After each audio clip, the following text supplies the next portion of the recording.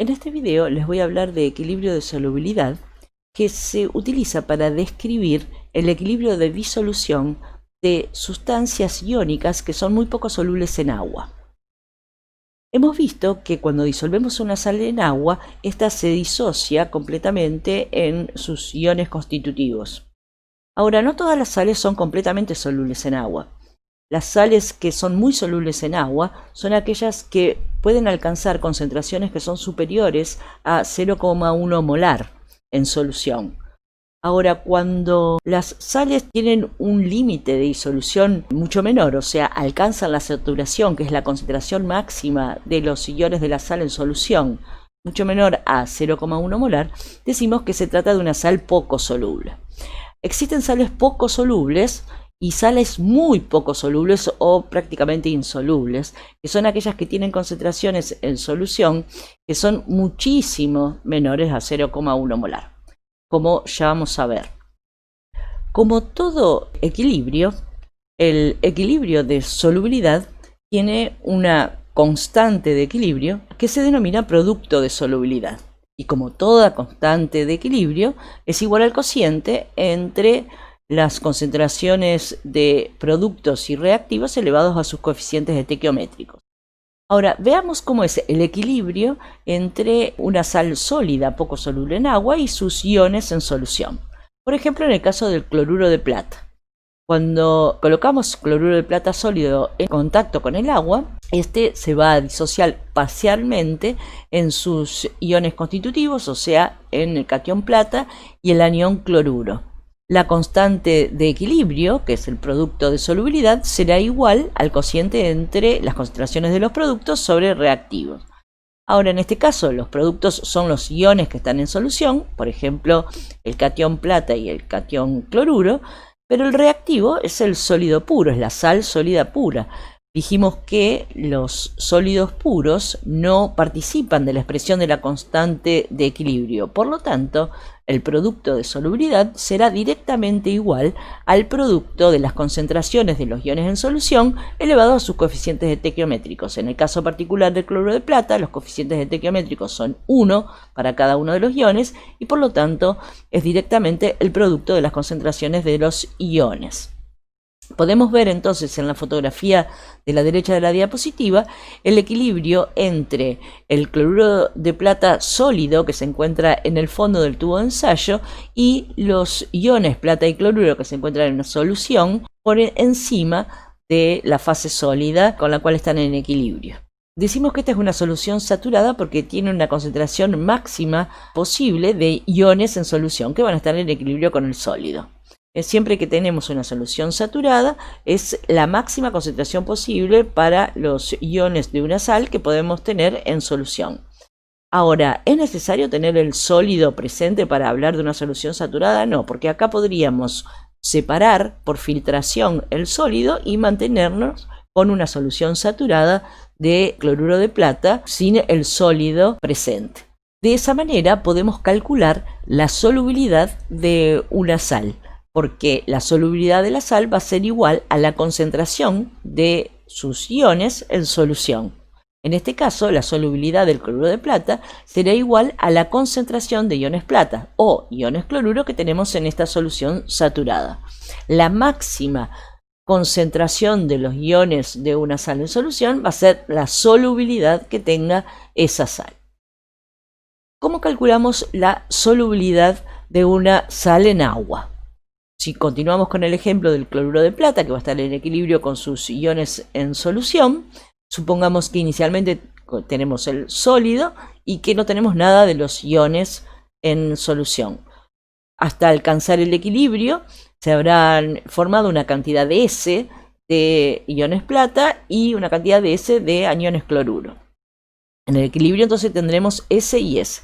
Acá esta S es equivalente a la X que usábamos en los equilibrios previos, tanto en ácido base como en equilibrios químicos en general, le llamábamos X y ahora le llamamos S porque de esta manera lo identificamos con la solubilidad. Entonces dijimos que el producto de solubilidad o la constante del equilibrio de solubilidad para el cloruro de plata va a ser igual al producto de la concentración de los cationes plata por la concentración de los aniones cloruro.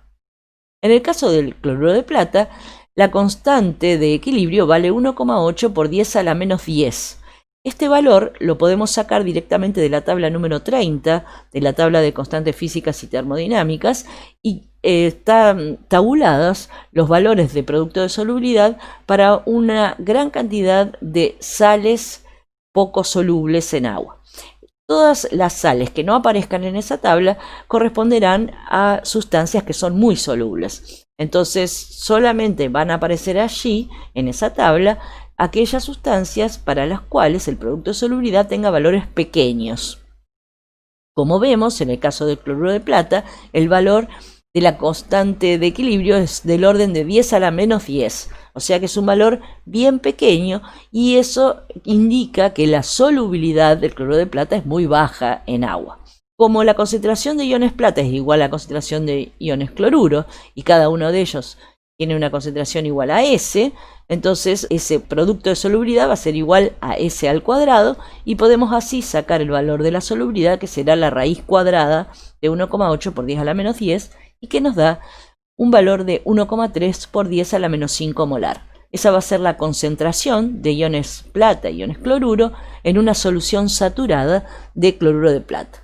Entonces la solubilidad es la concentración de los iones de una sal en su solución saturada. Máxima concentración posible para los iones de una sal en solución acuosa. Supongamos que queremos aumentar la solubilidad de una sal o precipitar una sal a partir de los iones que se encuentran en solución. Podemos entonces hacer que el equilibrio entre la sal sólida y sus iones en solución se desplace en una u otra dirección, modificando las concentraciones de estos iones en solución. Si aumentamos la concentración del catión o del anión en la solución, por Le Chatelier, el equilibrio evolucionará hacia la formación de la sal sólida y favoreceremos la formación de la sal sólida. En el caso de disminuir la concentración del catión o del anión, favoreceremos la evolución de la disolución de la sal para la formación de mayor cantidad de catión y anión y así restablecer la condición de equilibrio. O sea, siempre el producto de la concentración del catión y el anión tiene que ser igual al valor del producto de solubilidad, así que si disminuimos las concentraciones de alguno de ellos o ambos, habrá mayor cantidad de sal que se disuelva para restituir el valor del producto de solubilidad. En general, entonces, lo podemos analizar, este desplazamiento del equilibrio, de igual modo que lo hacíamos para los equilibrios en fase homogénea. Nada más que ahora al cociente de reacción lo llamamos QPS y debemos comparar ese cociente de reacción con el valor de la constante de equilibrio, que en este caso será el producto de solubilidad. En aquellos casos en el que el cociente de reacción es mayor que el producto de solubilidad, o sea, el producto de las concentraciones de los iones en solución elevado a sus coeficientes estequiométricos es mayor al producto de solubilidad, entonces precipitará o se favorecerá la formación de la sal sólida, precipitará la sal sólida. ¿Por qué? Porque tenemos una concentración de iones que al hacer el producto nos queda por encima del valor de la constante de equilibrio, deberá disminuir hasta alcanzar el valor de la constante de equilibrio y por lo tanto se deberá formar mayor cantidad de sólido. Cuando el valor del cociente del producto de solubilidad es igual al valor del producto de solubilidad de la constante de equilibrio, entonces estamos en una solución saturada, se encuentra en equilibrio y no se producirá mayor cantidad de sólido ni se provocará la disolución. Cuando el cociente del producto de solubilidad es menor que el valor de la constante de equilibrio, los iones permanecerán en solución y no habrá precipitación, porque estamos por debajo del valor mínimo necesario para que se produzca la precipitación. Vamos a ver cómo aplicamos estos conceptos en dos ejercicios de aplicación. En el primero nos dice, si la concentración de estroncio en solución es de 2,5 por 10 a la menos 4 molar, ¿Ocurrirá la precipitación de sulfato de estroncio cuando se agregue suficiente sulfato de sodio hasta lograr una solución de 2,5 por 10 a la menos 4 molar en iones sulfato? Entonces, ¿qué es lo que podría precipitar sulfato de estroncio? Porque tenemos una sal de estroncio soluble. ¿Cómo saber si la sal de estroncio es soluble? Bueno, nos vamos a la tabla de producto de solubilidad, nos fijamos si figura cloruro de estroncio. Bueno, no figura cloruro de estroncio, quiere decir que se trata de una sal soluble. Entonces, tenemos en un vasito de precipitado una solución de cloruro de estroncio. Le agregamos sulfato de sodio. Sulfato de sodio es una sal soluble completamente, muy soluble, y entonces lo que estaremos agregando son iones sulfato. Agregamos tanto iones sulfato como sea necesario hasta alcanzar una concentración final de iones sulfato que sea de 2,5 por 10 a la menos 4 molar en la solución. O sea que agregamos suficiente cantidad de sulfato de sodio, pongamos sólido para que no haya cambio de volumen, hasta que la solución final tenga una concentración de 2,5 por 10 a la menos 4 molar de sulfato. ¿Cómo sabremos entonces si va a precipitar el sulfato de estroncio? Bueno, tenemos que plantear el QPS, que va a ser igual al producto de la concentración de estroncio por la concentración de sulfato. La concentración de estroncio es 2,5 por 10 a la menos 4 y también la concentración de sulfato es 2,5 por 10 a la menos 4 molar. Hacemos el producto y nos da 6,25 por 10 a la menos 8.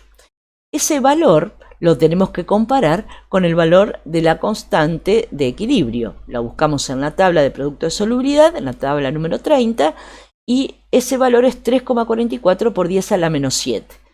6,25 por 10 a la menos 8 es menor que el valor de la constante de producto de solubilidad, y como es menor, quiere decir que los iones van a permanecer en solución y no se va a producir la precipitación de sulfato de estroncio.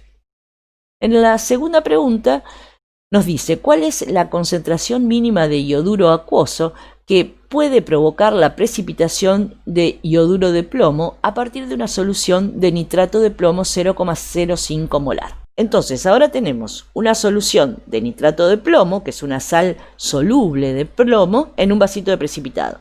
Y le agregamos ioduro de sodio, que es una sal soluble de sodio. Las sales de sodio son casi todas solubles, así que supongamos que agregamos ioduro de sodio.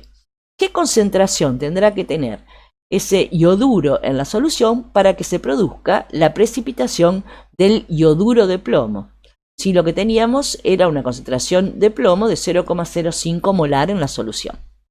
Entonces, lo primero que tenemos que hacer es buscar el valor de la constante de producto de solubilidad para el ioduro de plomo, es 9,8 por 10 a la menos 9. Eso va a ser igual al producto de la concentración de plomo por la concentración de ioduro, elevado al cuadrado, porque la sal ioduro de plomo tiene una estequiometría con relación 2 a 1, o sea, 2 ioduros y un plomo.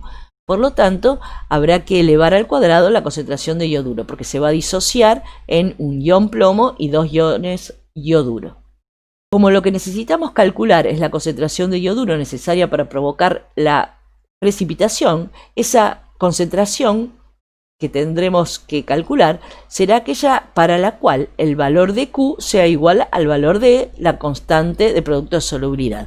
A esa concentración va a comenzar a precipitar el ioduro de plomo. Despejamos entonces concentración de ioduro, que será la raíz cuadrada del valor del producto de solubilidad, que es 9,8 por 10 a la menos 9, sobre la concentración de plomo, que es 0,05. Hacemos la cuenta y nos da 4,43 por 10 a la menos 4 molar. Esa es la concentración de ioduro que tendremos que agregar para que se produzca la precipitación del ioduro de plomo a partir de una solución de nitrato de plomo 0,05 molar. Como les dije antes, si tenemos en cuenta el principio de Le Chatelier, habíamos visto cómo podíamos desplazar el equilibrio de solubilidad hacia la formación de los sólidos o hacia el aumento de la disolución, el aumento de la solubilidad. El efecto del ion común será el equivalente a aumentar la concentración de uno de los iones que se encuentran en solución. Por ejemplo, si tenemos el equilibrio entre el cloruro de plata sólido y los iones plata y iones cloruro, si agregamos una sal que contenga iones plata o una sal que contenga iones cloruro a una solución saturada de cloruro de plata, se va a inducir la precipitación de cloruro de plata sólido como consecuencia del desplazamiento del equilibrio hacia la formación del reactivo sólido. Entonces, cuando se agrega un ion común, lo que se hace es disminuir la solubilidad de la sal. ¿Por qué? Porque estamos aumentando la concentración de los iones en solución, el QPS va a ser mayor que el KPS y por lo tanto, para restablecer el equilibrio tendrá que disminuir las concentraciones de los iones en solución y producirse mayor cantidad de sólido precipitado. Esto lo podemos ver en este ejemplo en el que tenemos el equilibrio de solubilidad del fluoruro de calcio que se disocia en solución en sus iones calcio y fluoruro. Como esta es una sal que tiene una relación 2:1 de aniones a catión, se formará por cada mol de fluoruro de calcio un mol de iones calcio y 2 moles de anión fluoruro. Ahora, ¿qué pasa si a una solución saturada de fluoruro de calcio en agua pura le agregamos fluoruro de sodio, que es una sal que tiene un ion común con uno de los iones del fluoruro de calcio, porque el fluoruro de sodio tiene en común el fluoruro con el fluoruro de calcio? Entonces estaríamos aumentando la concentración de fluoruro de la solución y por lo tanto favoreciendo la precipitación de fluoruro de calcio, o sea, disminuyendo su solubilidad. La concentración de iones calcio que quede en la solución va a ser menor que la que había originalmente antes de agregar el fluoruro de sodio, porque calcio va a reaccionar con el fluoruro de sodio que estamos agregando para generar mayor cantidad de fluoruro de calcio y de esa manera restablecer el equilibrio, porque el producto de la concentración de calcio por la concentración de fluoruros al cuadrado siempre tiene que ser igual al producto de solubilidad del fluoruro de calcio, que es 3,9 por 10 a la menos 11. Vemos que el fluoruro de calcio es todavía menos soluble que el cloruro de plata, que habíamos visto antes, que tenía una constante de solubilidad del orden de 10 a la menos 10, y ahora tenemos esta que es 10 a la menos 11, es muy poquito soluble. Y disminuimos aún más la solubilidad si le agregamos fluoruro de sodio, un ion común. La solubilidad entonces en agua pura que tenemos del fluoruro de calcio está entre 10 a la menos 3 y 10 a la menos 4, estaríamos en este punto, y a medida que vamos agregando y aumentando la cantidad de fluoruro de sodio que agregamos a la solución, esa solubilidad va disminuyendo porque va precipitando el fluoruro de calcio, y si llegamos a agregar hasta 0,2 molar de fluoruro de sodio, baja hasta 10 a la menos 9 molar la solubilidad del fluoruro de calcio, o sea que pasamos de un valor de entre 10 a la menos 3 y 10 a la menos 4 a un valor de 10 a la menos 9 cuando agregamos 0,2 molar de fluoruro de sodio, que es el anión común con uno de los iones de la solución saturada. Así como disminuimos la solubilidad, también podemos aumentar la solubilidad, y para ello tendremos que disminuir la concentración de uno de los iones que están en equilibrio con el sólido. En este caso del cloruro de plata, tendríamos que disminuir la concentración de iones plata o disminuir la concentración de aniones cloruro, aumentando la solubilidad del cloruro de plata. ¿Cómo podemos hacerlo? Bueno, una de las formas es formando un complejo con el catión de la sal poco soluble, en este caso con el catión plata. Para ello tenemos que agregarle a la solución una sustancia que pueda actuar como ligando de plata y formar un complejo con el catión plata que sea más estable que el complejo que forma la plata con el agua, ¿no? La plata acuosa, y tiene que ser un ligando más fuerte que el agua para desplazarlo de la esfera de coordinación de la plata y formar el complejo correspondiente. El amoníaco es una buena opción porque forma el diamín plata, que es un complejo que tiene una unión muy fuerte entre la plata y el amoníaco. Entonces, todos los iones que teníamos en solución que se formaban como consecuencia de la disolución del cloruro de plata van siendo atrapados por formación de complejo con el amoníaco para formar el diamín plata, y entonces se va disminuyendo la concentración de iones plata a medida que se van consumiendo por formación de complejo, y el cloruro de plata se va disolviendo para reponer esos iones plata que se van consumiendo. Y así podemos llegar a disolver todo el cloruro de plata que tenemos sin disolver por formación del complejo correspondiente. Acá vemos como en el fondo del recipiente tenemos al cloruro de plata no disuelto, o sea, sólido, en equilibrio con su solución de los iones plata y cloruro, que será una solución saturada. A medida que agregamos amoníaco, se va a ir disolviendo todo el cloruro de plata que tenemos en el fondo del vasito, y si agregamos cantidad suficiente de amoníacos, podemos llegar a disolver la totalidad del cloruro de plata que teníamos en el fondo del vaso. Vemos cómo entonces podemos aumentar la solubilidad de una sal por complejación del catión de la sal en solución. Vamos desplazando el equilibrio, restableciendo el equilibrio con cada agregado de amoníaco que vamos haciendo por formación de complejo. Entonces acá vamos a tener en solución el complejo diaminplata, es una solución translúcida porque el diaminplata es incoloro, y los cloruros que también van a estar presentes van a ser el contraión del catión diaminplata que se ha formado. Si queremos calcular la constante total de equilibrio para la disolución de cloruro de plata en presencia de amoníaco, tenemos que tomar en cuenta entonces, en primer lugar, el equilibrio de solubilidad del cloruro de plata con los iones en solución, plata y cloruro, con su respectiva constante de equilibrio, que es 1 por 10 a la menos 10, y seguido por el equilibrio de complejación de los iones plata por las moléculas de amoníaco para formar el diaminplata. Esta reacción tiene una constante de formación del complejo que es 1,6 por 10 a la 7. Vemos que es un valor alto. Siempre hay que usar un ligando lo suficientemente fuerte que se una fuertemente al catión como para que la constante de este segundo equilibrio sea alta.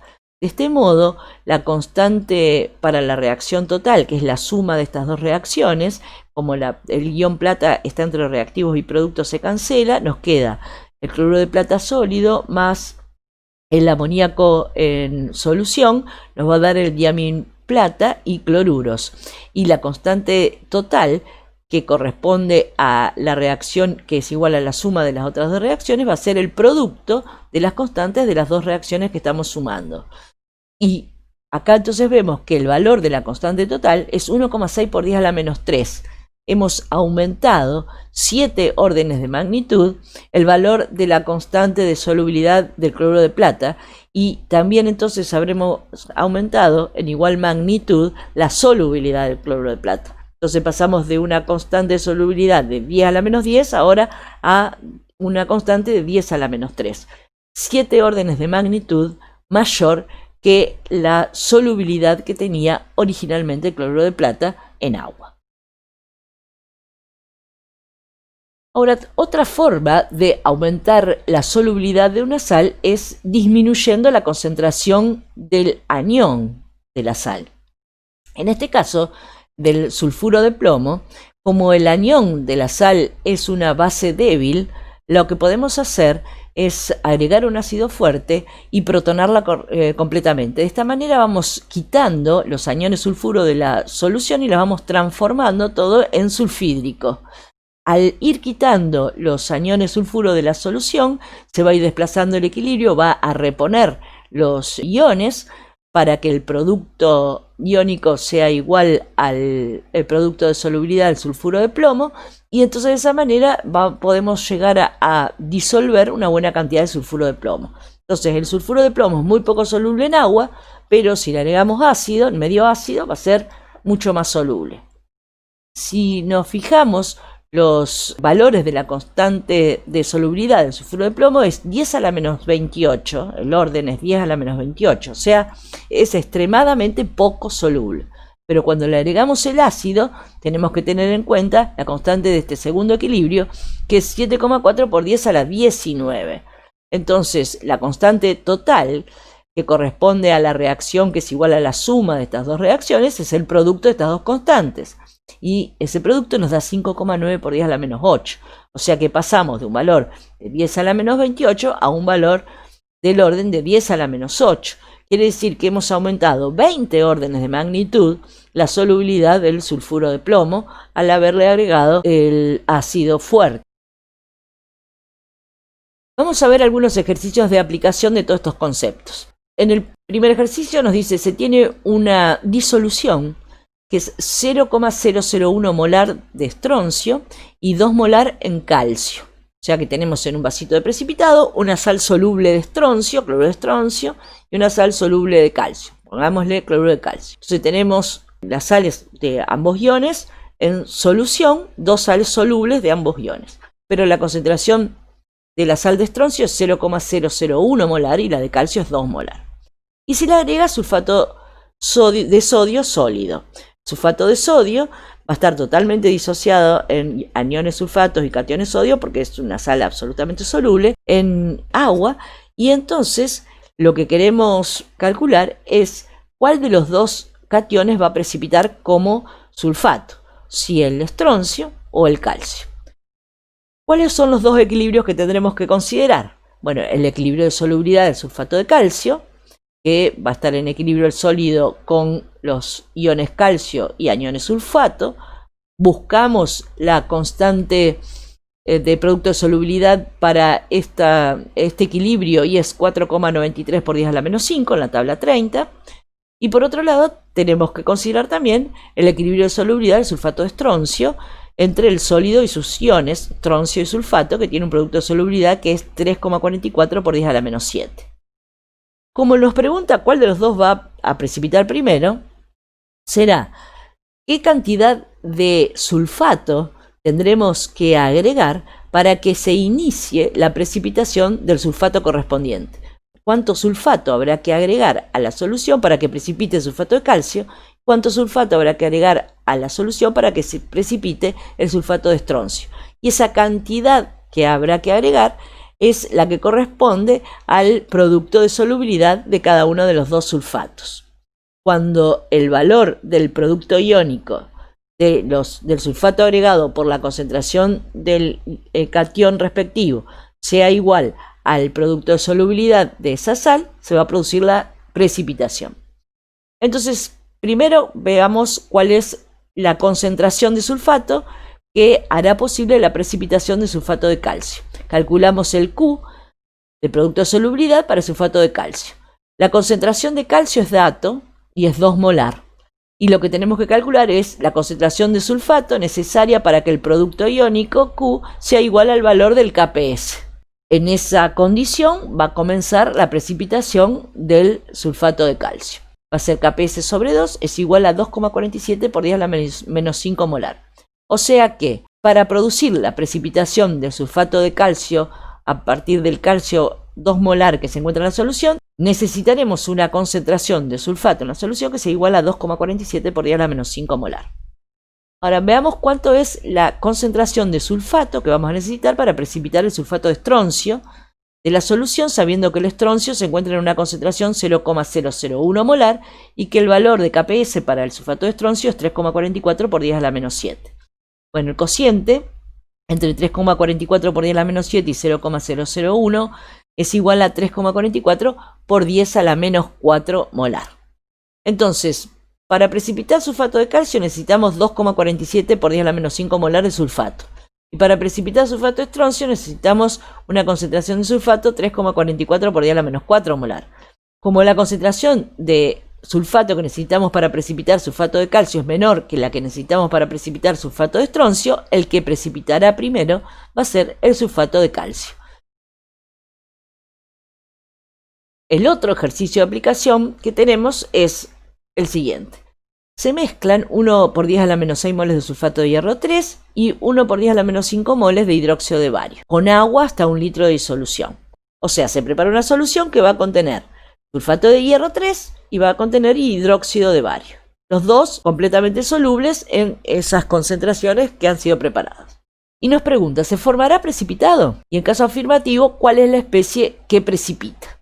Como dato también tenemos el valor del Kps del sulfato de bario, que es 1,1 por 10 a la menos 10, y el valor del Kps del hidróxido de hierro 3, que es 2,79 por 10 a la menos 39.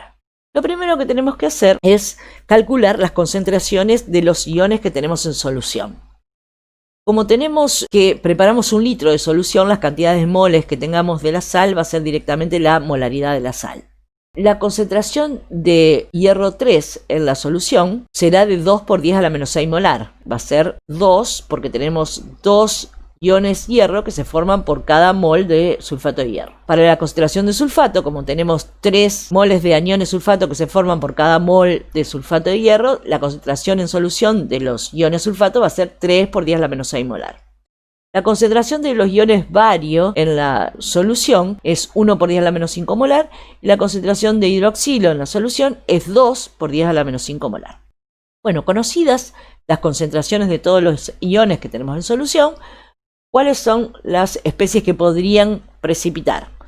Como tenemos la reacción entre sulfato de hierro e hidróxido de bario, se podrían formar sulfato de bario e hidróxido de hierro. Esos serían los dos productos posibles de la reacción.